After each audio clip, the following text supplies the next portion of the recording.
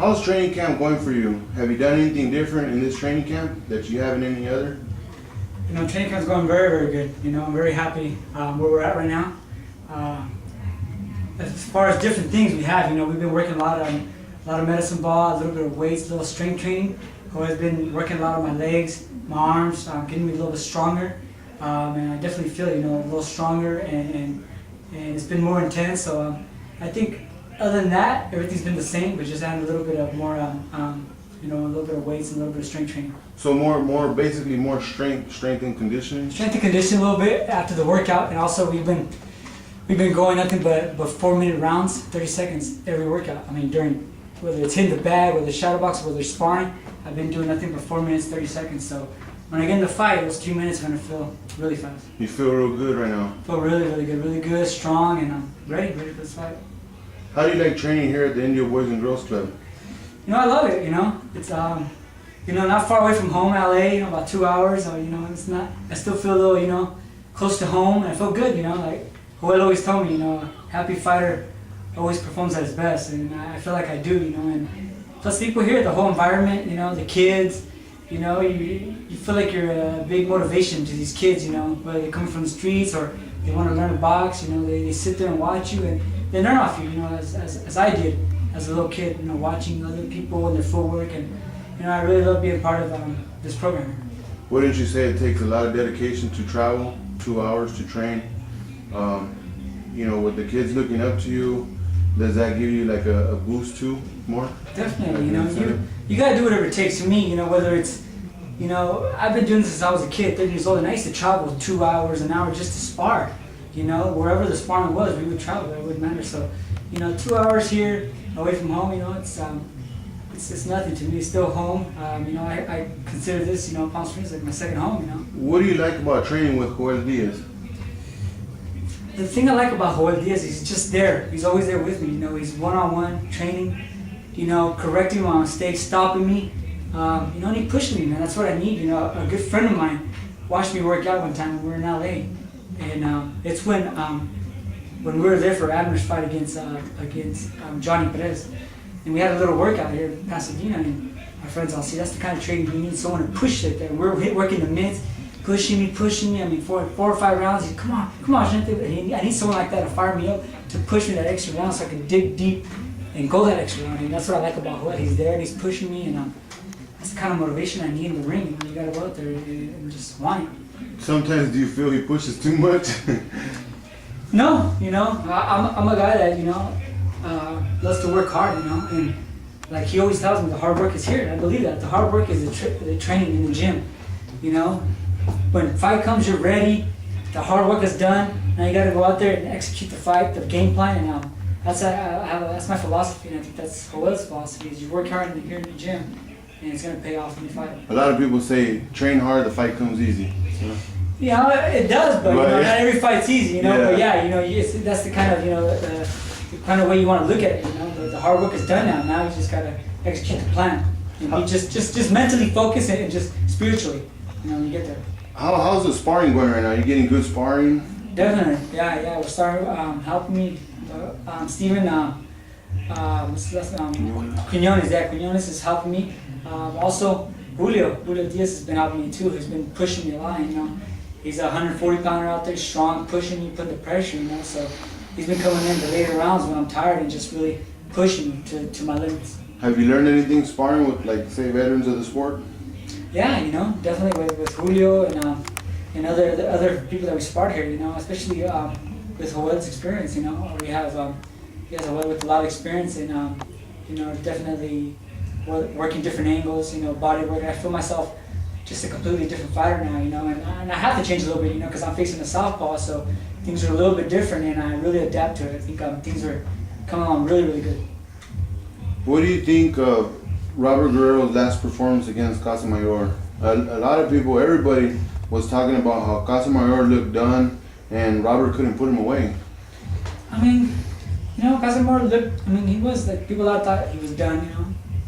You know, he still has good boxing skills. I mean, I thought Robert was going to knock him out, should have knocked him out, you know, but I think he did a okay performance, you know. After coming out, what he's been through with his wife and everything, you know, I mean, it's been pretty hard on him, you know, but You know, like, I don't like to talk bad about any boxer. I have a lot of respect for Robert and anyone that steps in the ring, you know, but I thought he was going to knock him out, you know, and people didn't think he did. And, you know, and I thought he should have, you know, made a huge statement by doing that. But a lot of the fans felt that Robert was going to put him away early in the early rounds, and when they seen Casemiro go down, they kind of felt like, well, let's put him away, and he couldn't put him away. He couldn't. Yeah. Well, the thing, you know what I think is that Casemiro is a really awkward southpaw, and he boxes a lot. And if you see, he kind of panicked a lot. He was holding a lot. He was moving, running, and it was hard for Robert to catch him, you know. So being smart. He was being smart. He was holding, you know. He was clinching him, you know. And then, but hey, you know, it happens. Hey, you know. Even though Robert did enough to win, what do you think about him letting Casemiro go the distance and then nearly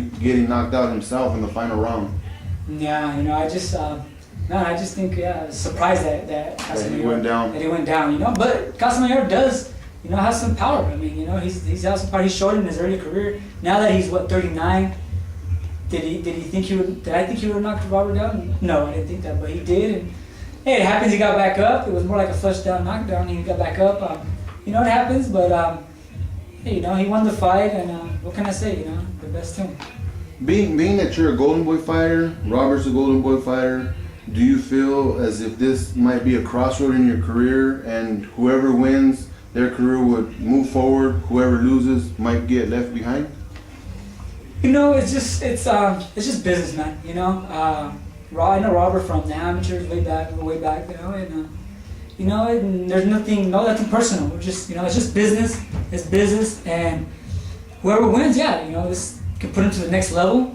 You know, Robert's fighting at 135 now, you know, and I was planning to go down to 130, but this huge fight approached us, and I thought, hey, you know, let's fight at 135. Let's meet the catch weight, you know, and definitely if wins, someone's gonna, you know, look for a world title, you know, for the next fight, and if someone loses, they might set it back a little bit and have to, you know, work their way back up, you know, fighting on Televised, ESPN or something like that. So it's definitely a huge fight for both of us, because, you know, this is, you know, we're at our best right now in our career, so it's definitely going to be. Do you feel kind of as like if you're in your prime right now? You still feel you're learning? I'm still learning, you know. I still feel like I'm learning. But am I prime? Not yet. I don't think not yet. I'm getting there. But you feel it? I'm feeling it, but I still have, you know, little habits like every other boxer does. Vicente, you were one of the elite. You were on the 2004 Olympic team. You had a huge amateur background. Coming out of the Olympics, many felt you were the next Oscar De La Hoya, but yet you haven't had that huge break, that standout fight. Do you feel as if your career is moving a little slow?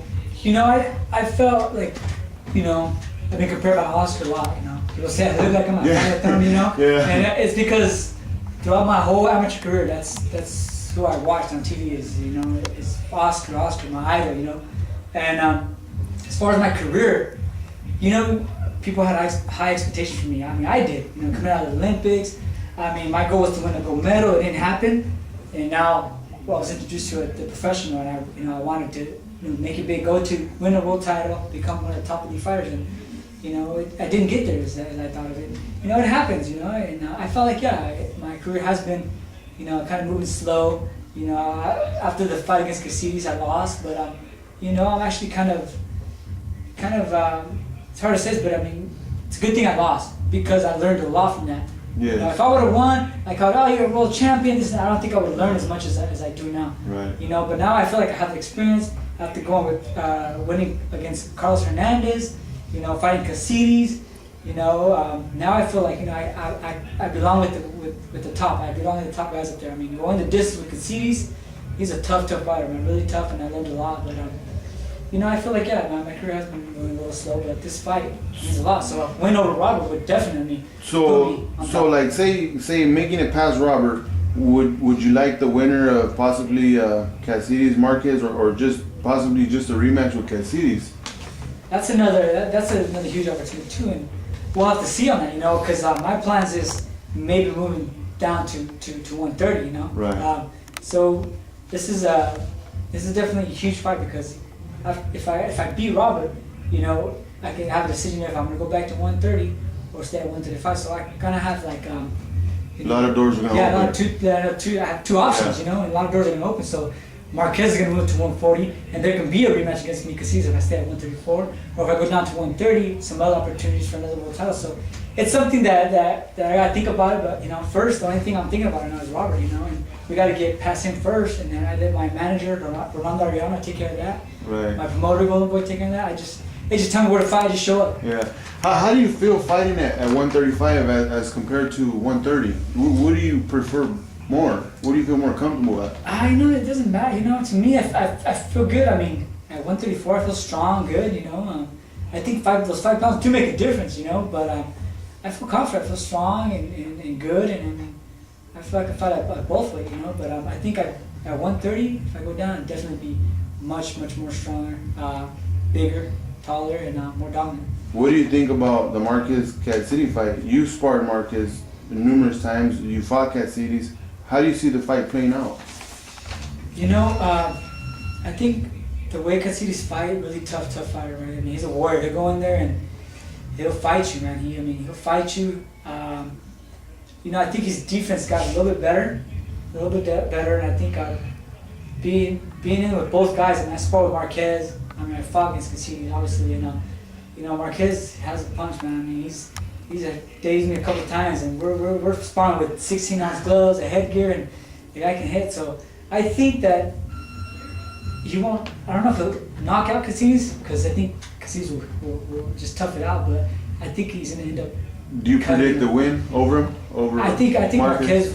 Marquez wins over cuts, man. Honestly, I think he's gonna cut. Too much for him. Yeah, he's gonna have a lot of cuts, and I think they're gonna end up stopping him on cuts. Oh, okay. I think he's gonna last and want to stay in there. But other than that, I think it's gonna be a really tough fight for Marquez because he's gonna go out there hungry and really aggressive. Yeah. So that's the way I see it. Going back to Katsides, the Katsides fight, if you can get another crack at it, what are some of the things you would do different in that fight? I think I would hold my ground more. You know, I think on that fight I kind of was boxing way too much. Wasn't kind of holding my ground. You know, and it's just a lack of experience. You know, you got two young guys, and obviously Katsides had more experience than me. You know, from the top before. You know, right. You put an older guy in there and a young guy. You know, experience always wins, unless it's, you know, some guy that's already done, experience. You know, he's just that experience you can't take away. Experience you can't take away, because that's what he had from the experience. You know, but I think now with the experience that I have now, I mean, I think it'd be a complete different fight, and yeah, I mean, you know, so that's what I think. Totally different fight. Totally different fight, yeah. If there's anybody in your division you could fight, who would it be and why? You know, 135, 130, who would it be? At this moment, I wouldn't know, man. Right now, I'm just taking it step by step, fight by fight. You know, I'm not at the level right now where I just want to be calling people out. I mean, I gotta get there first. You know, I'm right here and I gotta get there. So as soon as I get there, we'll see, man. Right now, I'm just, you know, waiting for those big fights and just, you know, my opportunities. And this is one of them, man. And this is something that we gotta go out there and win. You know, so. Right now, there's so many good fighters up there at 130, at 135. Those divisions right now are just, you know, loaded with tough fighters, man. So. Does it kind of make you hungry knowing that there's good fighters in your division, and when you cross that bridge, do you feel like, hey, I'm gonna get a crack at it and I'm gonna make a name for myself? Definitely, man. This gets me excited, man. This is what I do. You know, this is what I do. I love to fight, and this is. Show the world what you can do. Yeah, this is what I want to show the world, my people, you know, myself. You know, myself, my family, people that support me, and just. This is what I love to do, man. We like to fight. We go in there, and this is another day at the office. That ring is my office, man. And you know, that's the way I look at it. I enjoy it. I have fun, and waiting for those big fights on HBO, and just show the world, man, a good fight. So November 6th, you guys are gonna see a really good fight. Two young guys. Thank you, Chente, for taking the time to sit down with Stand and Fight. Is there anything you would like to say to your fans out there? Just thank you for all your support. And November 6th, don't miss it. It's gonna be a great fight between me and Robert the Ghost Guerrero. Don't miss it. Tune in.